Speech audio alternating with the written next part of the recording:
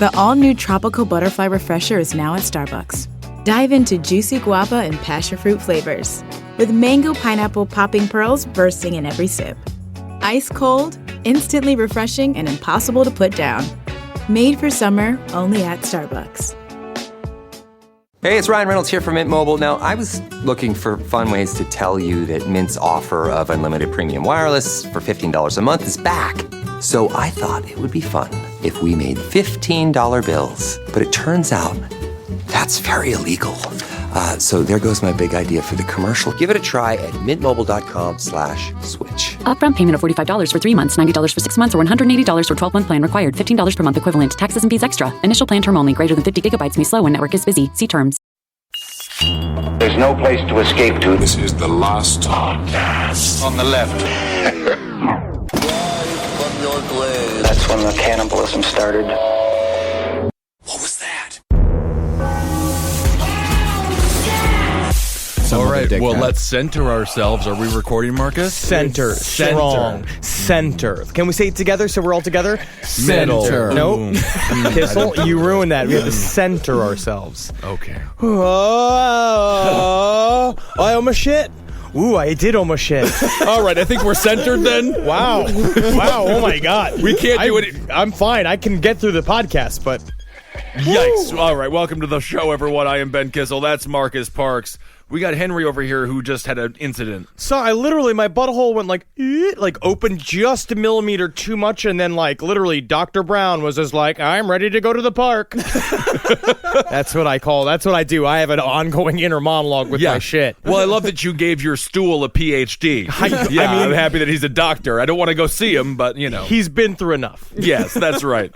My goodness. Well, it started off sexy, this whole episode, and it's just going to get sexier and sexier because today we are discussing a sexy ghost. Now, we did an episode on spectrophilia a long time ago, many, many moons ago, not to be too Indian about it, but many, many, many raccoon moons ago, we went and we did an episode about spectrophilia, which is kind of the idea of people believing they have sexual relationships with ghosts. Yes. Yeah. And there are certain ancient cultures that do believe they do marriage ceremonies with ghosts. And then we did the one episode of that woman who was making orgasm noises because she was having sex with a ghost. Yes, that was our serious radio pilot. We had a call in, and she was discussing having sex with a ghost, I believe. Absolutely, it happens all the time. So what just so happened to happen is that Marcus got a book called The Pregnant Ghost and Other Sexual Hauntings. Oh, I thought for sure if we were going to have a conversation about pregnant ghosts, it would be the Bible, and this would be about Mary. No.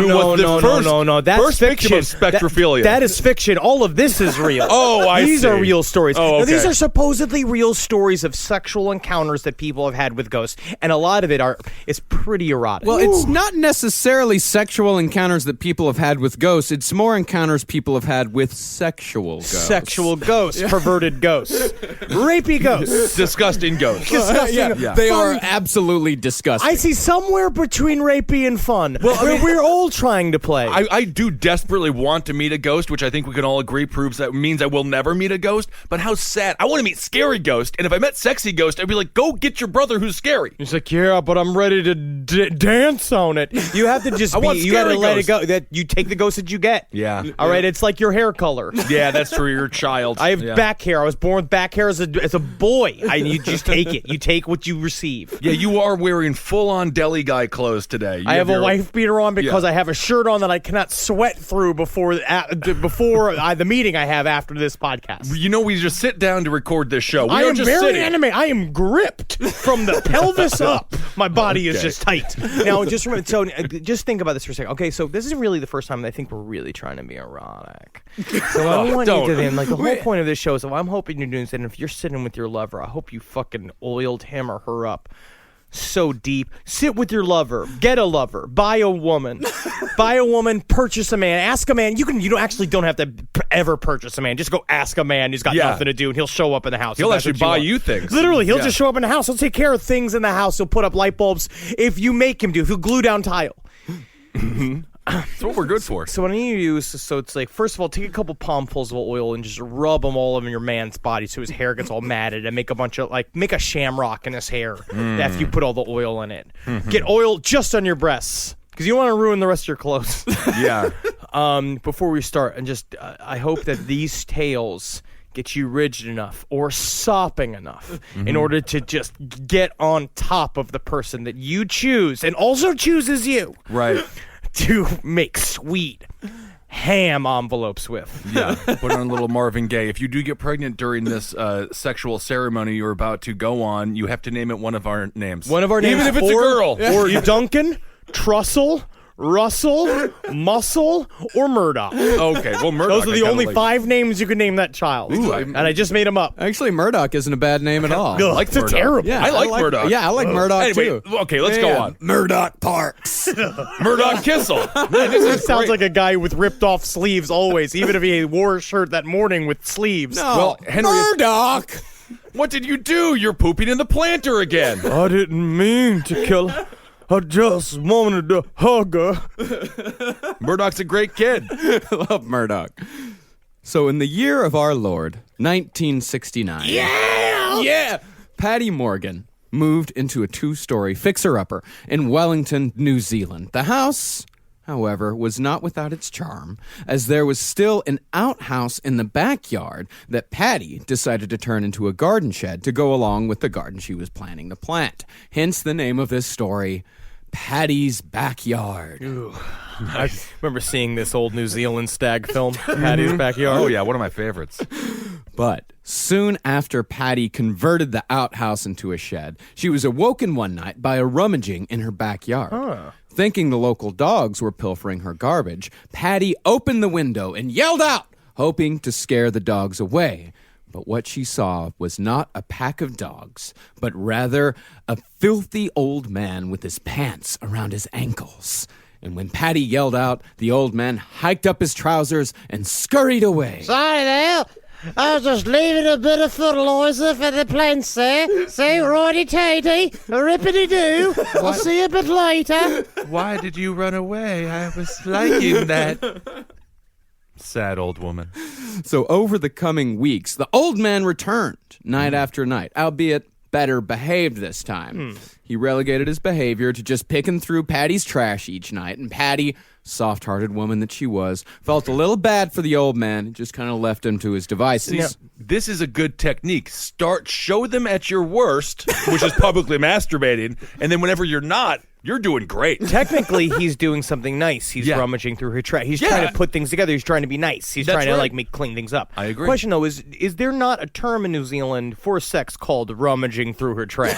Yeah, I think that's actually a medical term. Yeah, he really rummaged my trash last night. I can't sit on a stool no more. How am I going to go to the drinking competition? Right, it's tough. But just like you don't give a mouse a cookie, the homeless man soon overstepped his bounds. Before long, the old man started sleeping in Pattie's backyard each night, and as is the natural conclusion when an old man starts sleeping in your backyard, Pattie looked out her window one night to find the old man vigorously masturbating. Now, I've never read Give a Mouse a Cookie. No, I never want to read that. Does it end with the mouse jerking off all over the cat? No, it ends with everyone learning an important lesson. And so if you give a mouse a cookie, he's going to ask for a glass of milk. I love giving mice cookies. I was feeding a mouse in my apartment for months. Yeah, Again, this does sound like a secret code to get into like a gay nightclub. Yeah. Also, question is, Give a Mouse a Cookie. Do they kill all the mice at the end of that book as well? Like, is there a mass extermination of these mice? Maybe diabetes or something. I think a moose shows up at one point. Illogical. Did they give the moose a cookie? And so, after Pattie saw the old man vigorously masturbating, she called over her boyfriend, Greg. But by the time Greg arrived, the old man was nowhere to be seen. And Pattie, finally deciding that enough was enough, she built a 6-foot-tall fence the very next day and padlocked it from the inside. And the way to make it old man proof is if you cover with hard candies. And then when you he'll just take the hard candies instead of climbing the fence. That's a good idea. But lo and behold, the old man returned the next night, now fully aware of Pattie's presence, as he stared at the house with a silly grin on his face, masturbating just as, if not more vigorously than before. Oh, you saw the look on that house's face. It wanted it. Greg, once again, was called over, and once again, the old man disappeared without a trace. Babe, you keep waking me up to fucking check this out, and I'll always do that. You know I like to do it. You know I'm ready to fucking hammer an old man. I've been ready. You heard me. You know that's my dream. You know it's on my bucket list. But is this just something you want? No, Greg. No, Greg. Do you want me to? I mean, listen, I'm trying to be open to your desires. We got that kickstand dildo the other day. We got the sex trampoline. But I'm down for all Greg, that. I'm just not in the mood anymore. I'm just not in the mood anymore. You need me to put an old man wig and put my pants out of my ankles? You need me to jerk off at you? Now, Greg, he was somewhat skeptical about the whole situation. He staked out the backyard the next night from the second floor with a camera, hoping to get photographic evidence. I gotta see this. It's like Tom Hanks in The Burbs. But when the old man appeared to Pattie, who was watching from the first floor, Greg saw nothing from his vantage point and was understandably baffled at the whole situation. And although the backyard was indeed the nightly masturbating grounds of a deranged old bum, there was still the matter of the garden to attend to. And so Greg and Pattie took a trip to the local garden center one Saturday. And while there, they struck up a conversation with the owner, and upon hearing Pattie's address, the old man chuckled a bit and told her it was a good job she didn't live there 6 months ago, as the previous owner, strangely enough, also named Pattie. 3 in 5 women in New Zealand are named Pattie. That is a good point. It said that this Pattie, she had had quite a bit of trouble from her next-door neighbor, a dirty old man with a penchant for garbage. But seeing the look of unease on Pattie's face, the shopkeeper told her not to worry, as the dirty old sod had died of a heart attack 6 months earlier, playing with himself in Pattie's backyard. Wow. And if you ever wanted to know what's going to be Marcus's future, that's it. A dirty old man rummaging through trash, jerking off near outhouses that used to exist. It seems hack to say, but he died doing what he loved. He really did. He really did. He did. Maybe a woman, it would have been nicer if he was actually No. That's what he loved. Think about how you don't have to worry about rummaging through trash. You don't have to worry about the compromises of a relationship at all. You get to spend all day doing exactly what you love, going through stinky old trash and jerking off on top of flowers. He's just living like a goat with hands. Yes. Okay. So our next story is called The Brothel for Ghosts and Specters. Now, up until about 100... I mean, if you are going into this place and you paid like $30 and you just walk into an empty room, you have to feel like an asshole. Well, right? you have to do. You like, just no, hear just noises pumped in. Ooh, I'm Abraham Lincoln. ooh, I came too fast. So this is a scam, right? I walked into a scam? Yep. Okay. Now, up till about 100 years ago, a house existed in Edinburgh, Scotland, where people would watch night after night through the windows as ghosts fucked inside. The house eventually came to be known to the people of Scotland as the Ghosts Whorehouse. Now, they only got televisions 3 years ago. That's right. Yeah. So this is how they used to entertain themselves. Right. So, yeah, see there. You see the shadow? There, it's pounding the other shadow. It's ghost ficking. Yeah, it's a good. It's good to be. If you squint your eyes just so, you can see anything you want. So the house itself had been owned by a Major Thomas Weir way back in the mid-1600s. He shared this dwelling with his older sister, Grizel. Don't even. Just unfortunate. And while there, or possibly Grizzle, one of the either way, just Grizzle, beautiful name. Something John Candy had to finish in the great outdoors. That's all I know. And while there were rumors of salacious, incestuous behavior for years, it was not confirmed until the Major, aged 69, All right. confessed to the foul deed, in addition to making several pacts with the devil and engaging in sexual congress with the dead. And Grizzle joined her brother in the confessions, claiming that she was able to spin yarn of any quantity for short bursts of time due to her own personal pact with the devil. That's it? Yeah. You became like a fucking Spider-Man at Joann Fabrics? Yeah, it's kind of like a bad job. That's dumb. Yeah, out of all the things to sell your soul for. Yeah. Yarn, she did. Ugh. Now, all of this power was said to come from the Major's staff, which was a personal gift from Satan that also did all of their shopping for them. Where's Satan in all this? Satan's allowing himself to be an employee? Yeah, what, Satan's just fresh direct now? No. Satan's not he doesn't do all of the shopping. The magical staff does the shopping. That makes no sense. No, it's like Beauty and the Beast. Oh, so it's like Lemieux? Yeah, the perverted candelabra? Yeah, and what the hell can a candlestick even carry? He can't get you a turkey from the store. No, it's a magical staff. He bounces out. He gets maybe he talks to him and they deliver it to the house. We've lost all imagination, Kissel. I guess so. Yeah, you guys need to take a little trip into your own brains. All right. So, these two were, of course, executed, but Grizzle, sticking to her saucy ways, refused to be hanged with her clothes on. Yeah. And the hangman, who had already fastened the noose tightly around her neck before she... Let's go. Come on. He was kind of struggling with her like a fish on a line. Sure. I'm going with my shit down. Oh, I did it. I want to see you make me. Name's Grizzle for a reason. Oh, to get my arms around me. Ooh, it's slippery. But eventually, the hangman just got sick of struggling with her and just kicked her off the ladder where she was standing without allowing her the common courtesy of last words. Or her last words, essentially, she had written them down in the diary before, and it said, I'm going to meet God, I'm going to fart on a bucket in front of him. And although the exact location is lost to the ages, it is said that for decades, even centuries after, the captain's house was fuck central for all the ghosts and specters of Scotland until it was finally demolished at the request of the authorities. Oh, my goodness. Well, that's a great story. Too bad. I mean, that's the closest thing they have to a Studio 54.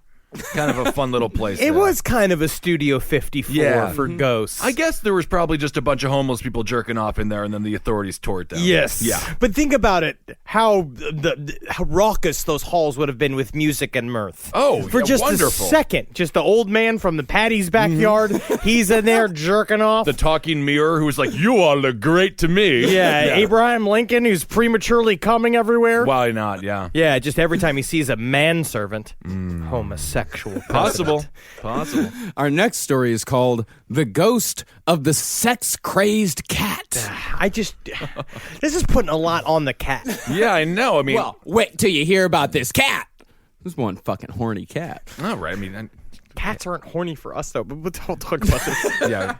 Now, this story comes from Mr. Edward Maynall, a well-known 19th century collector of ghost stories who swore up and down again and again that this story had happened to a friend of his and not to him specifically. Sure. So anyway, one night Edward came home to find a mysterious cat waiting for him at the top of his staircase. I mean, it's already kind of like he's painting the cat as if it's wanting to fuck him. Right. He just saw a cat in the house. He's like, that cat's trying to fuck me. It's possible. It's been terrible in a pet shop. A turtle wants to fuck him.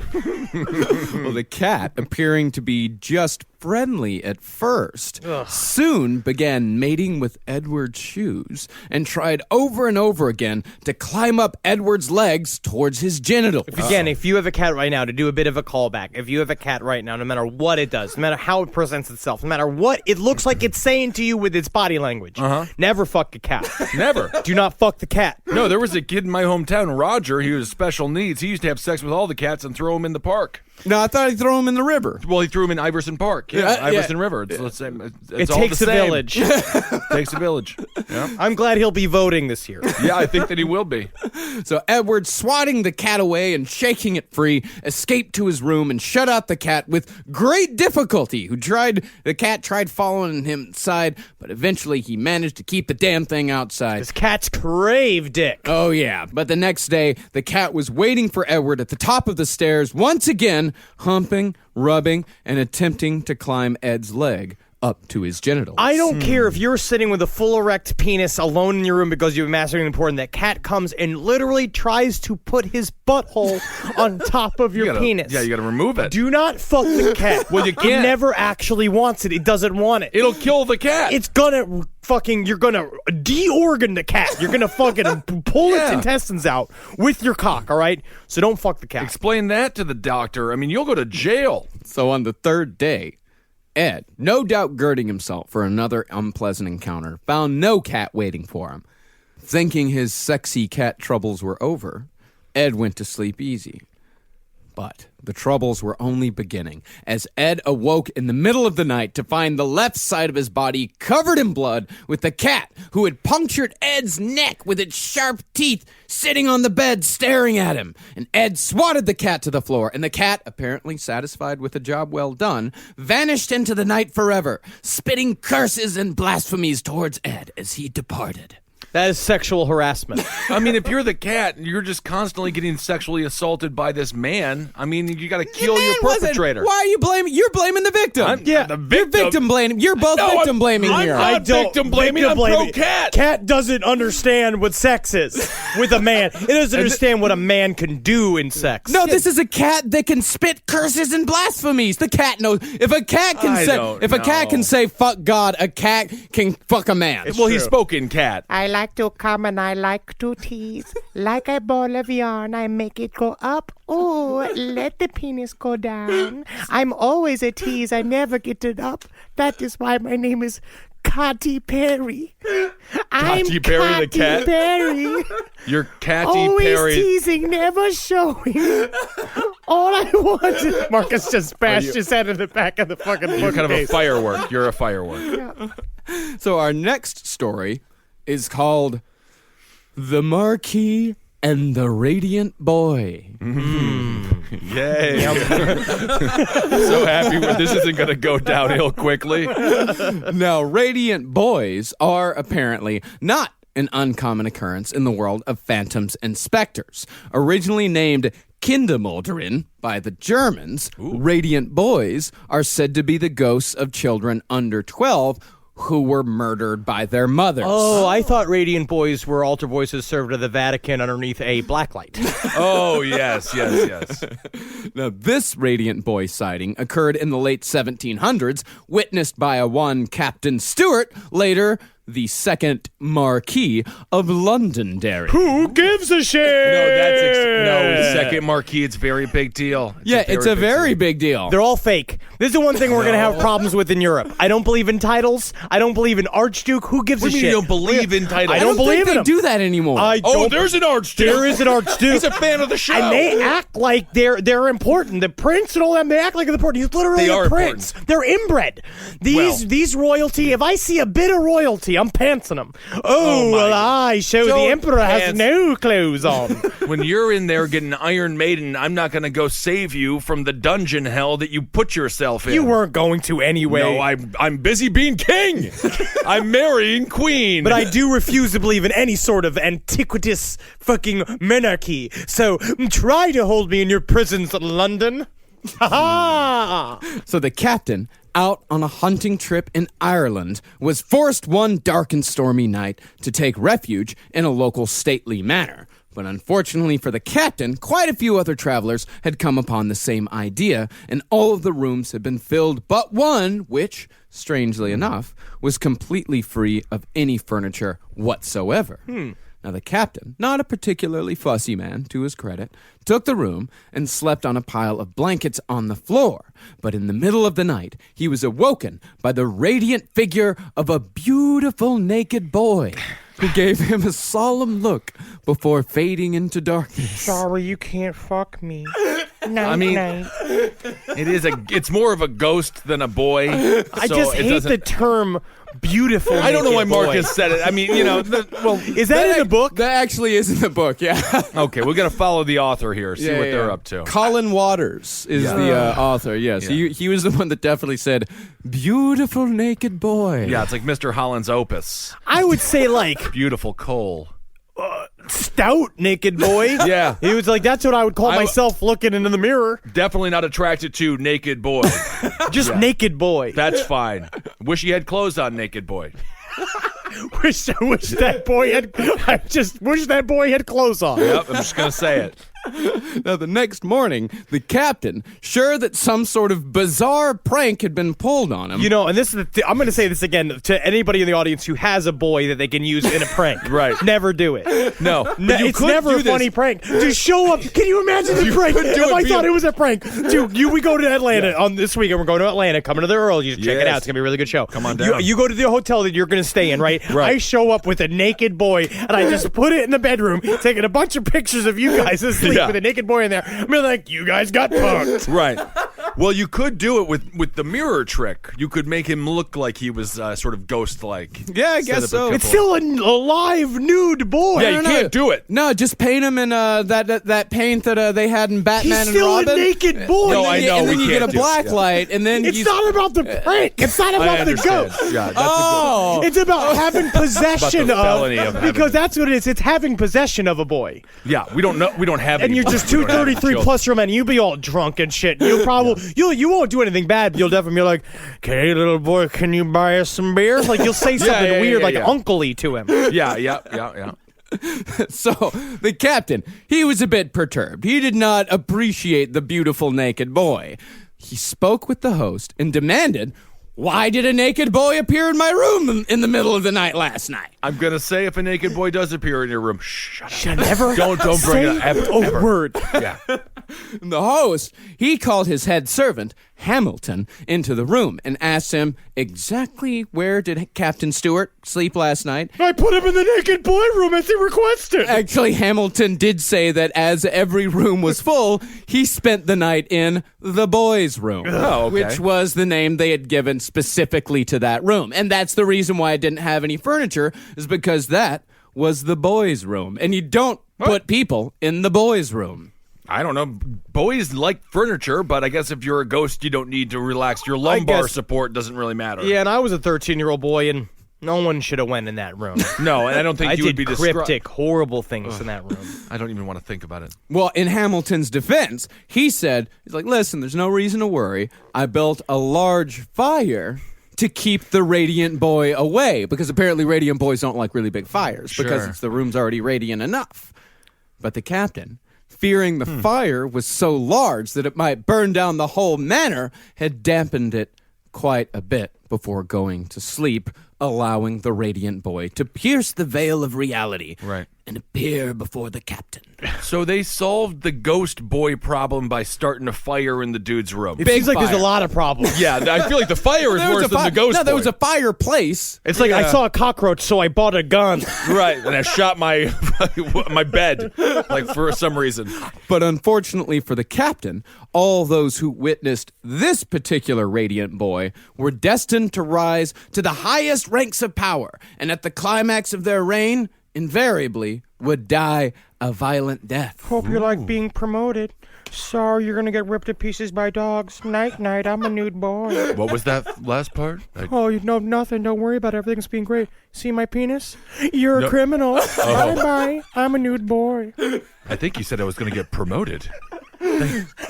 Awesome. This is great. All worth it.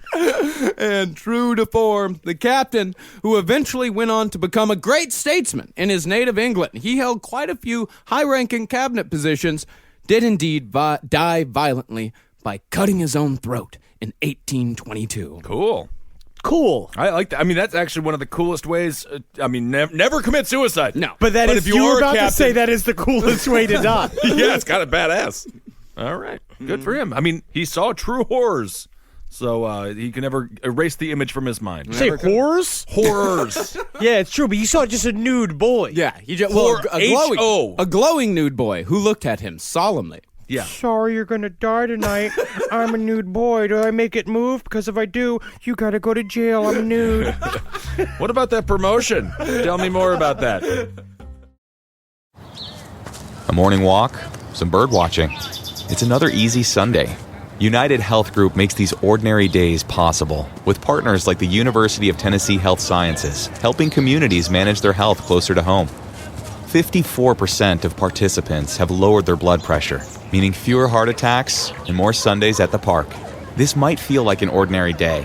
To United Health Group, it's the healthcare system working better for everyone. Learn more at unitedhealthgroup.com/commitment.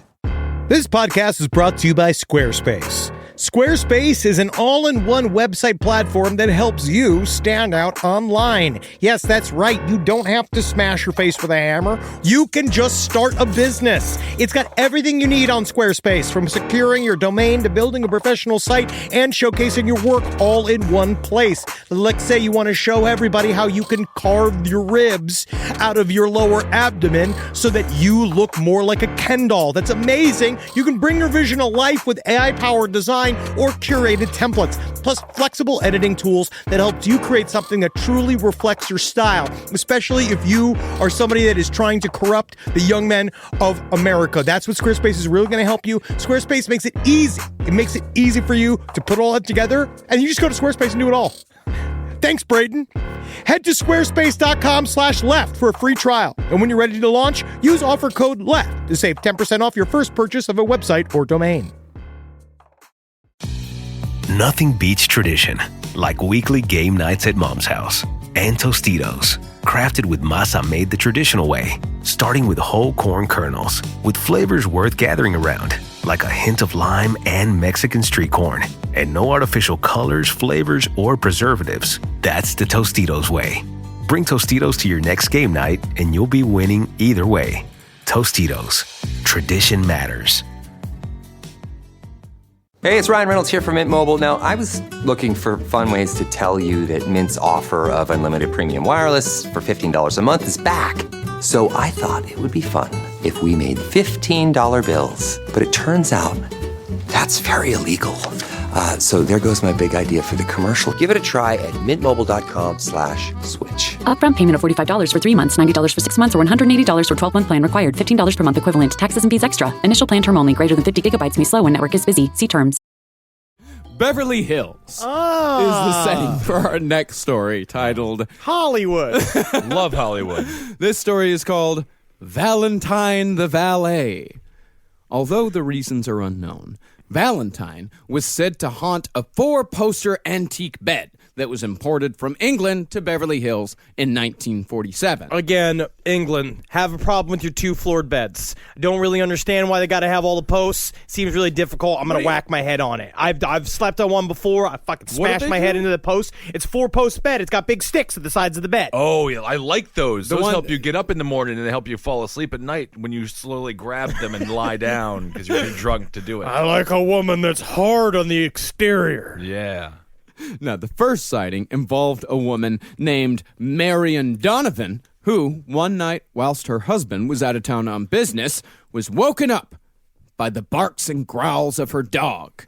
And when she opened her eyes, a slim man dressed in green velvet stood in front of her. He began to take off his clothes, and once completely naked, moved over to the chair where Marion had left her clothes before getting into bed. Don't sit on them. Oh, you're gonna. Oh, he left a snail's trail.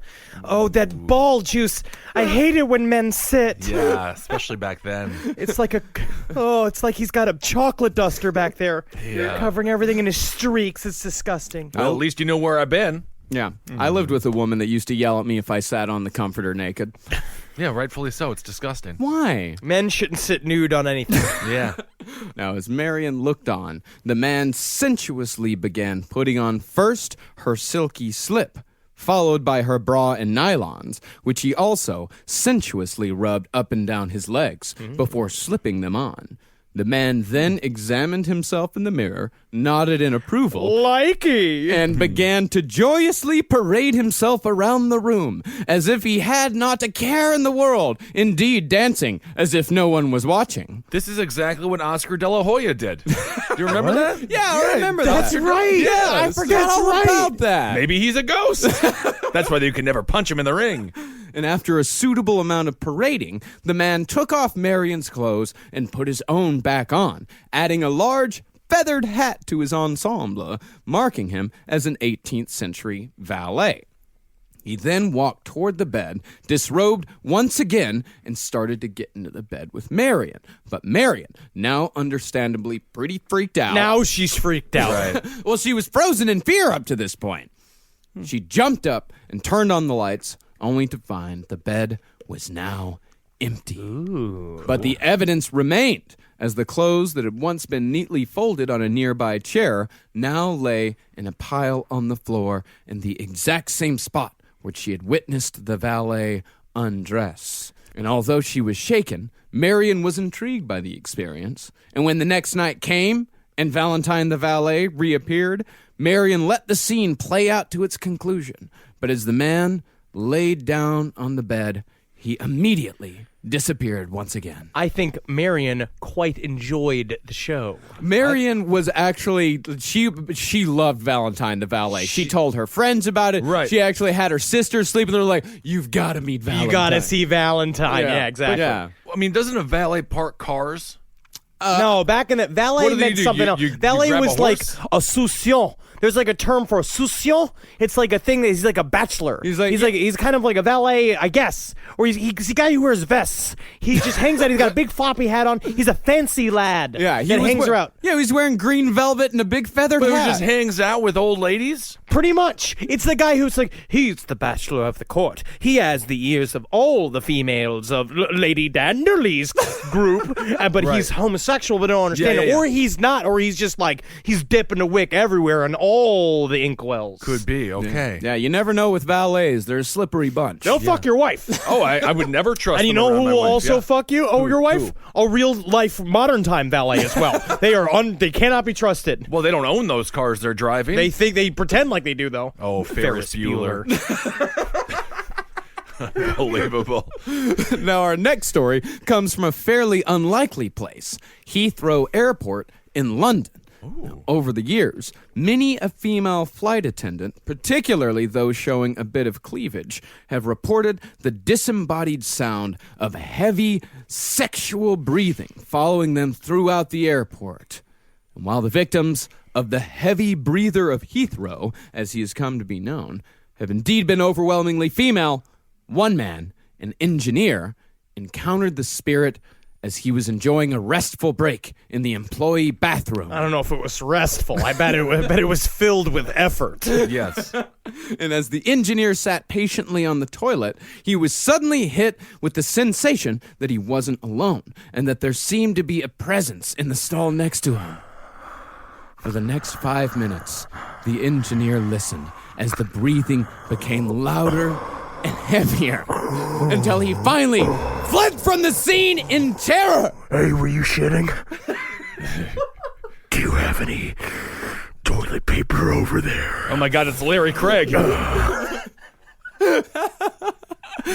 Are you a senator, sir? That's a deep cut. I like that. Good, Larry Craig joke. Yeah, thank you. And although the engineer maintained that he was not a victim of the Heavy Breather of Heathrow, he nevertheless refused to enter even the building containing the haunted toilet in question ever again. And that is not like the heavy breathers of Cleveland, which is most of the population Yes. of Cleveland. That's a because lot of the weight Newports, problem. The Yeah. weight, yeah. I don't think this guy's a victim of anything. You don't think so? He's just, there's a guy in the stall next to him heavily breathing because he was trying to get out a massive size turd. But there's a lot of big fat people in England too, because they view that as being rich. Isn't that true? They believe that being fat means you're wealthy and you're important, right? Yeah, absolutely. I don't know if it's changed over I think it time. changed a little bit. I've seen paintings of men in England that are very important. They're always big yeah. and fat, and so there's just a big man just being like, "Got to get my trousers over my knickers, but there's so many ropes and nylons." yeah, I And mean, he was just a fucking lowly subway worker, so he couldn't understand that's how aristocrats breathe. the British wear scarecrow clothes. You know, Is that It's- true? Yeah, full of ropes and random twig. It just seems lots of girders and hoists. Yes, I mean the strangest thing was they would let their women get so big and they would be so proud of them, and then they would tighten them up. No, the women are lithe. The women are lithe and sweet. It's the men that look like tea kettles. Yeah, I don't like. We should fight a war and separate from them. Yeah. Don't like them. No. Taxation without representation. That's all I remember from history class. That's all you got to say, I think. Now, one of our most puzzling tales today comes from the marshes of southern England, that of the Mooner of Romney Marsh. We're having a lot of tales from England. Yeah. And European tales that are sexual in nature. A lot of sexual hauntings going on over in England, Ireland, and Scotland. I cannot feel wait like- to get there in July.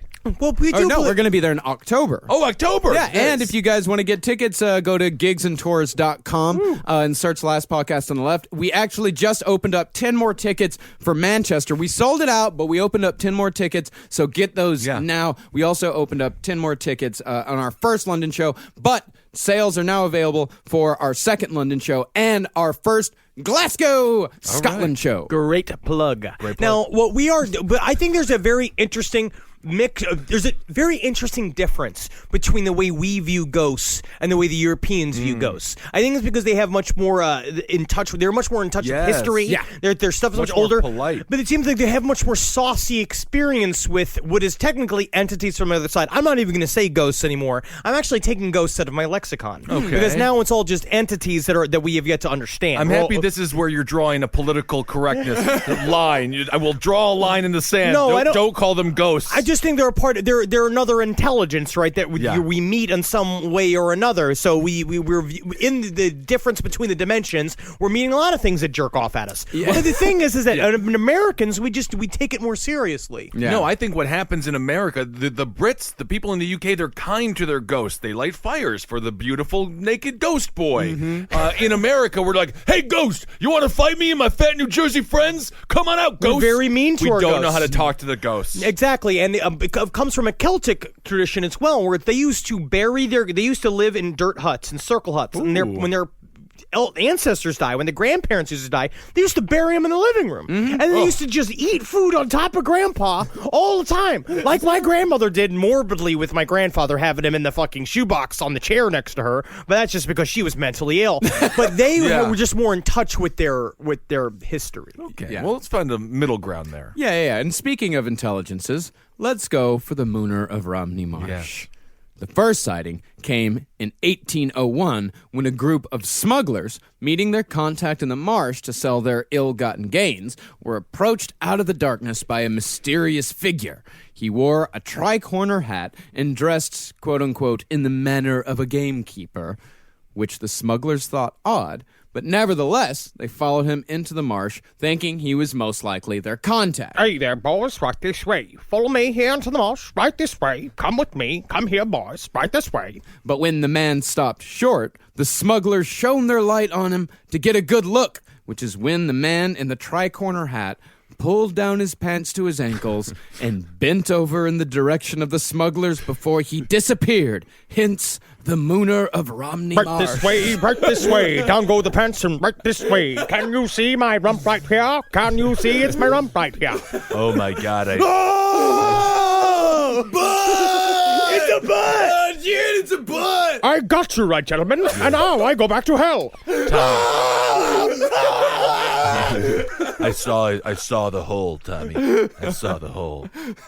That's all he did. He was trapped on the planet Earth. So he could go right this way, come right over here, right over here.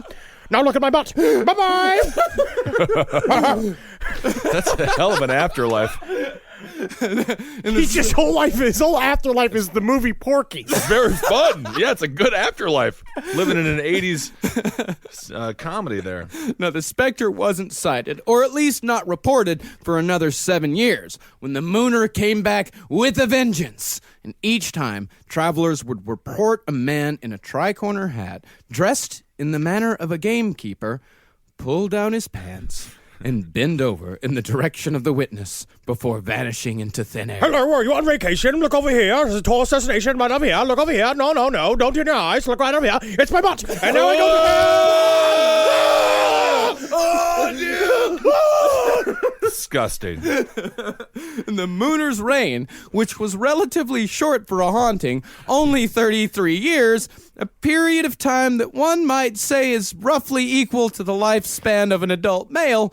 But after dozens of sightings, the Mooner vanished in 1834, never to be seen again. You know who else died at 33? Jesus Christ. Wow. Man, if only he was real. What I imagine, I can just imagine the ghost hunter that wants to find the Mooner, and he says, "I tell you, I'll get that ghost. I'll stop him. Right this way. Check it out right here. It's my butt." I'm just gonna put it in. And then he just starts fucking that ghost. Right. And then the ghost is just like, no. This is meant to be innocent. Yeah, and that's how you kill the ghost. Now let's go back to Glasgow for our next story over in Scotland. In the 1700s, Glasgow was home to, or Glasgow. Guys, I feel like an idiot. I just feel like such an idiot saying Glasgow. We literally need to figure out how to say all of these places before we go. It's not Glasgow. It's not Glasgow. Glasgow. I think it's maybe Glasgow. I think it's Glasgow. They gave me, I asked and I forgot. So in the 1700s, Glasgow was home to a group of sexual perverts known as the Hell Club, not to be confused with England's Hellfire Club. Well, it's definitely a hairier, louder, screamier version than the Hellfire Club and took place in bogs. Oh, not bad.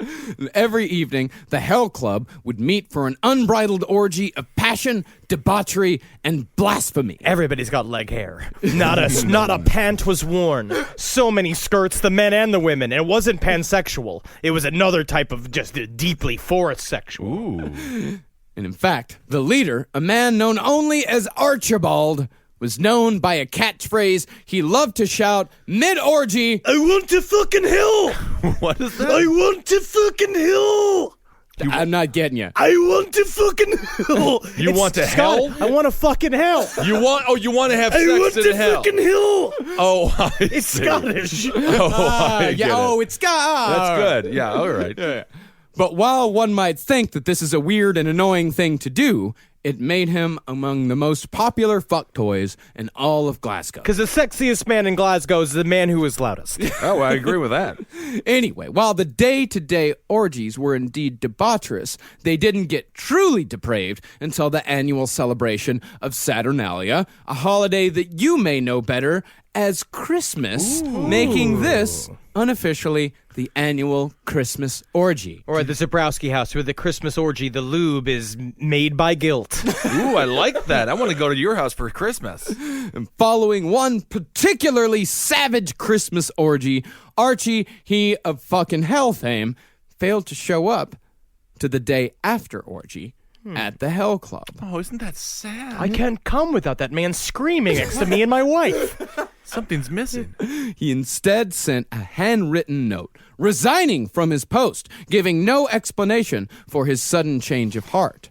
But when that explanation came, Archie had quite a story to tell.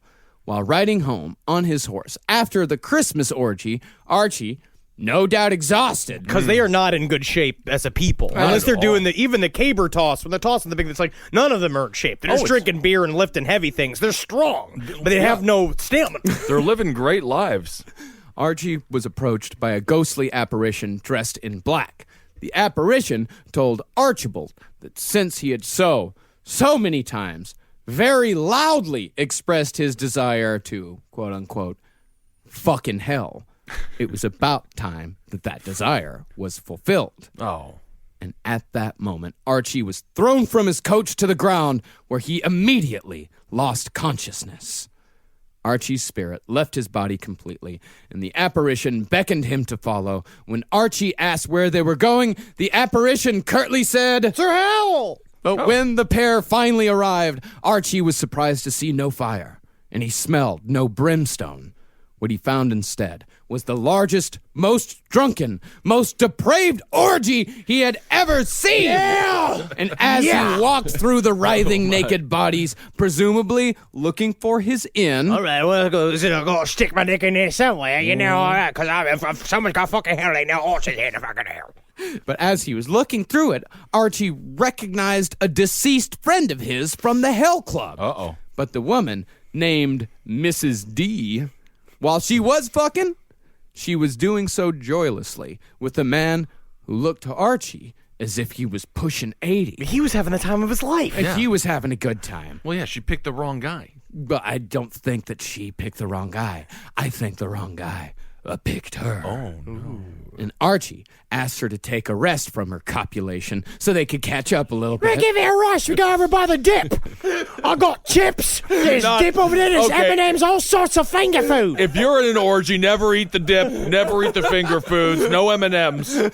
They've got a whole soup tureen. You know what? serve the soup with your hands. For some reason, the soup is getting fuller and fuller in the bowl. I have no idea what's filling it up. I don't know, man. I'm at an orgy. I can throw some ranch on some titties. I don't think so. Okay. Come on, why not? It's already going to smell like ranch in there. Yeah. You guys need to live a little. All right. So Archie asked her, listen, take a rest for just a second. But Mrs. D cried, Rest. But there's no rest in hell. and Archie, suddenly aware that he was indeed in hell, looked around to see the very young in the thrall of the very old. Oh, fuck. Men and women having sex with animals, and animals having sex with men and women, and hardcore acts of BDSM that nobody seemed to enjoy. This is not what I meant when I said I want to fucking hell. I thought it was fun. It was fun, everybody. I got positive validation for screaming I fucking hell. It made everybody fuck harder. And the toy house killer was there. The toy box killer was there. And BTK was there. And the apparition turned to Archie and said, Now is your chance. Pick your pleasure and fuck in hell. And Archie, now seriously rethinking his catchphrase, begged the apparition to take him back. You guys turned it. You guys did the stupid thing with the devil always does, where it's like, I got the thing I asked for. Yeah, thank you very much, fucking ironically. Oh, this is fun. Oh, am I supposed to fucking learn that this is an O. Henry story? I mean, I think if you really wanted to screw over the devil, start having sex with that old guy. You just go like, all right, let's get it. Pat. It's just like, I can learn like anything. Why not? But after Archie begged the apparition to take him back, the apparition replied, Very well.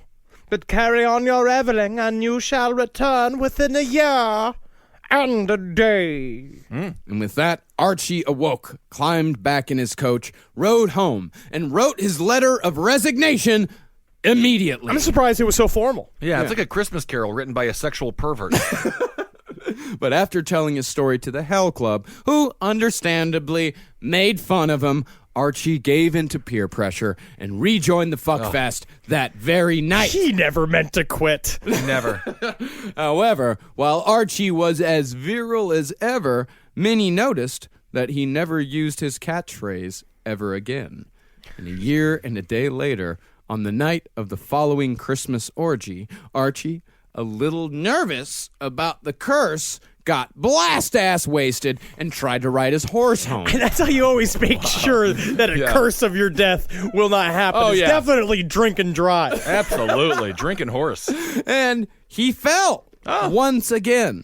But this time, the spirit did not return to his body, and Archie, presumably, is still to this day fucking in hell. That's why I always say, I want to have sex at Applebee's. And then I'll But show you up can at make an that Applebee's. happen. Oh, I can. You can. You can definitely get a hand job in anywhere in the Rust Belt. Oh, You yeah. can get a hand job at an Applebee's. Yeah, you could do that before nightfall. Oh, is that right? Yeah. Wonton tacos.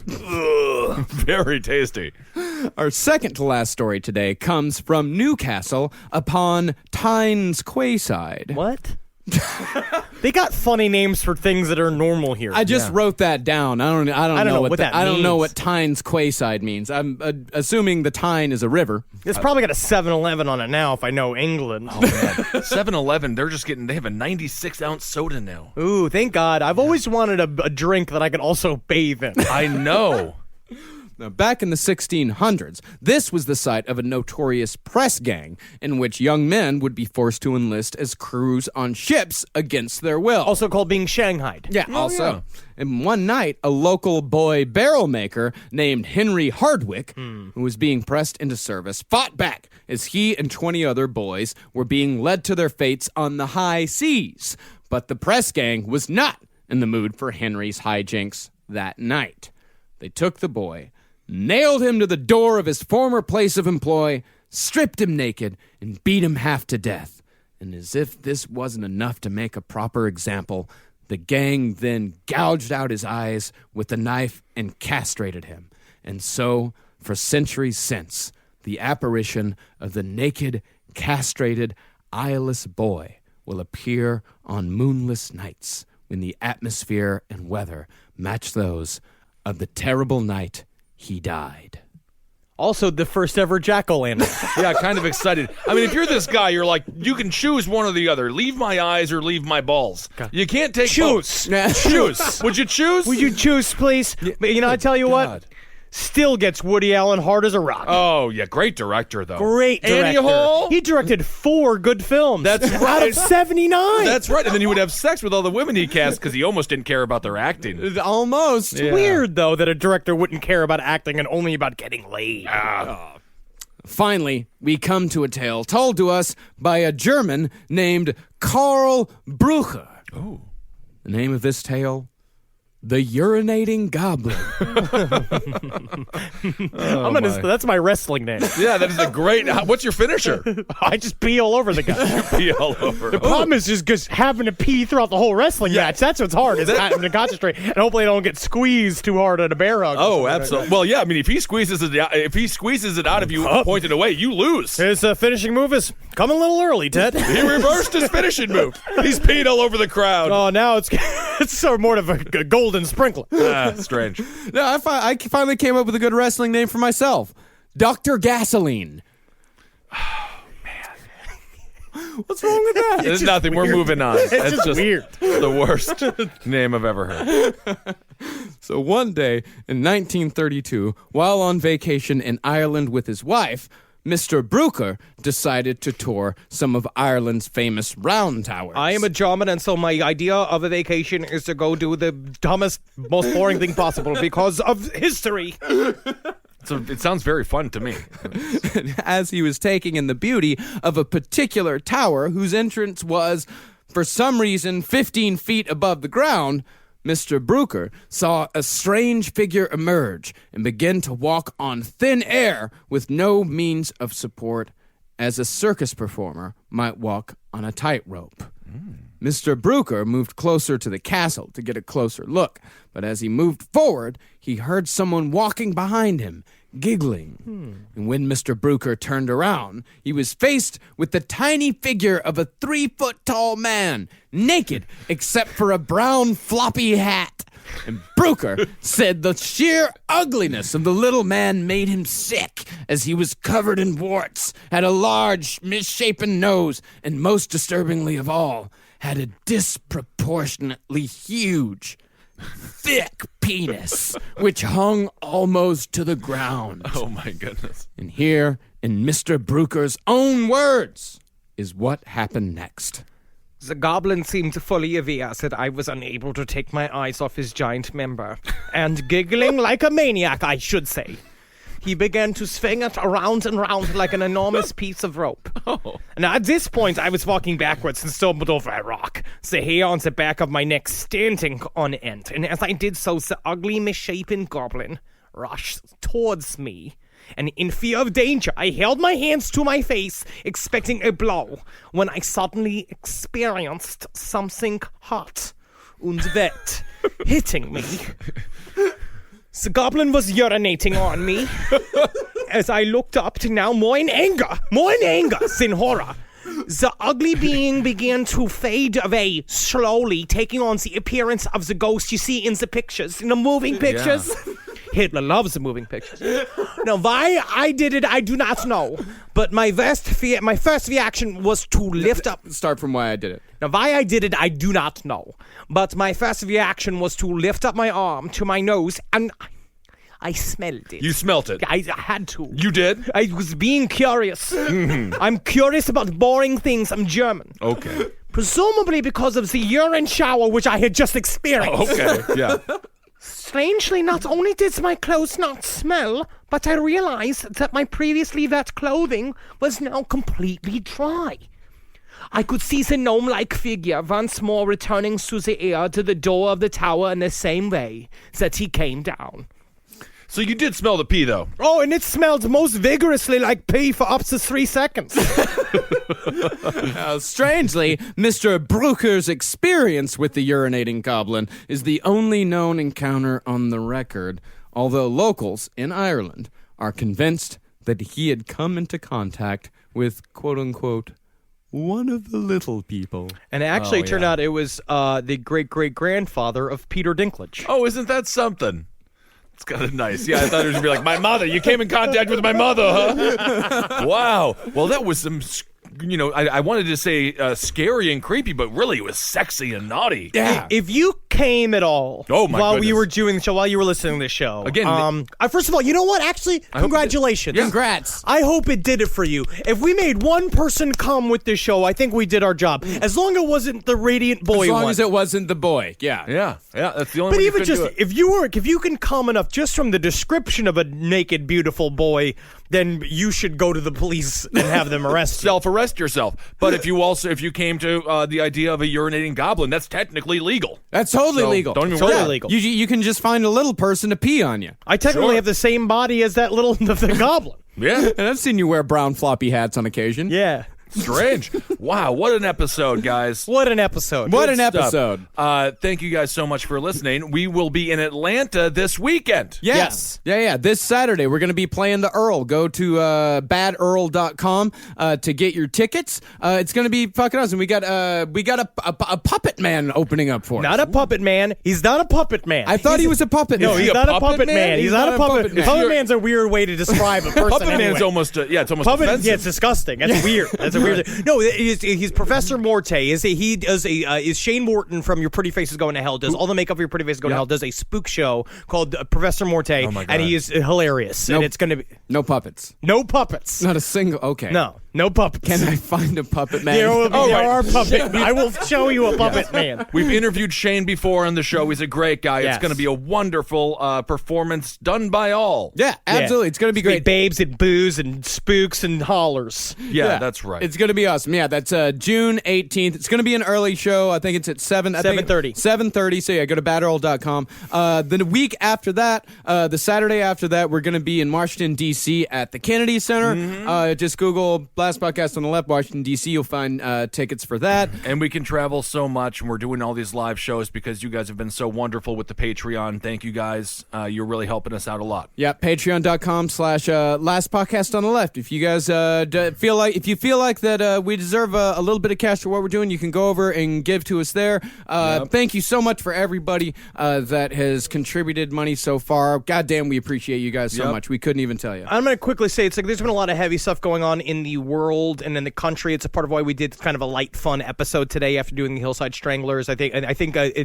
little bit of a message out there of shoot love and productivity everywhere you go instead of destruction and bullshit. Like embrace your fellow man and make something instead of destroying something. Yeah, love, passion, and Satan. That's what I say. Yeah, that's great. And we talked about the situation this week on this week's Abel Against Top Hats. So go check that out and listen to Roundtable of Gentlemen as well. But the next couple of episodes we have coming up are I think you're gonna really like. We have a couple of good ones in the a couple of good ones. We have a couple of good ones. We're doing in the a bunch pipeline. of episodes, but we got a couple of really good ones. And one I'll put this way is very much endorsed by Jeff Goldblum. Really?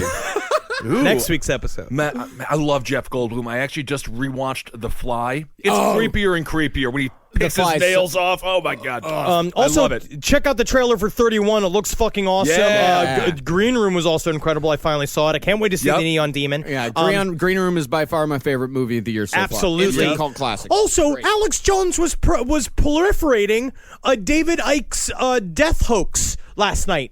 But it was like last night or the night before. Literally, there was a whole thing that went out that David Icke had died, and I freaked out. And I literally had an emotional response. I had like a preview of when he actually dies. I got emotional.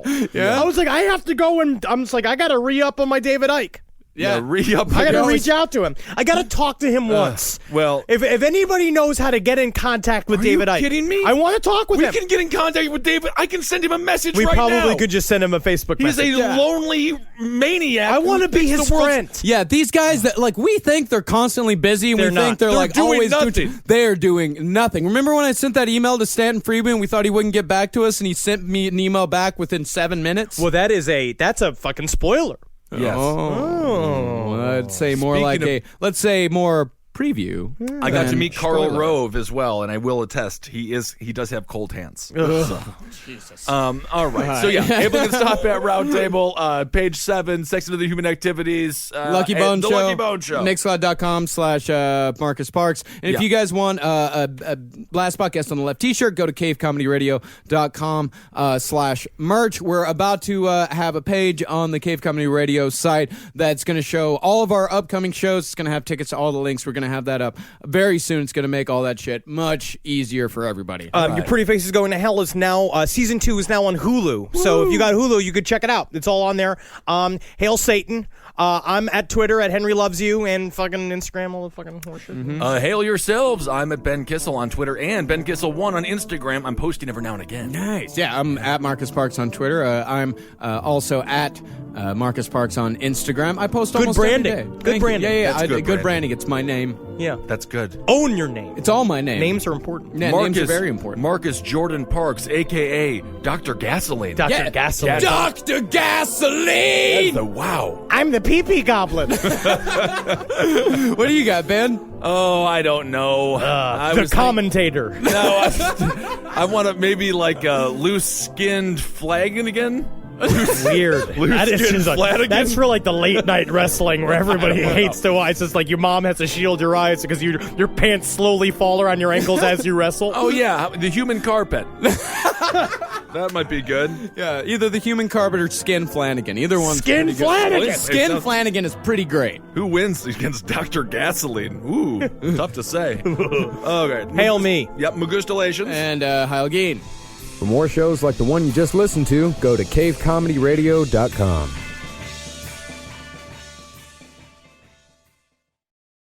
Everyone's talking about protein lately, but how do you actually get enough of it? Muscle Milk. Muscle Milk has a great tasting new formula with no artificial sweeteners, flavors, or added colors. It's high quality, complete protein designed to support healthy muscles with fewer ingredients than the previous formula and 26 to 42 grams of protein for when you're stuck in meetings or need a post-workout recovery. Available in chocolate, vanilla cream, cookies and cream, and strawberries and cream. Try the new great tasting Muscle Milk today. Available in stores nationwide. Muscle Milk. Protein for all.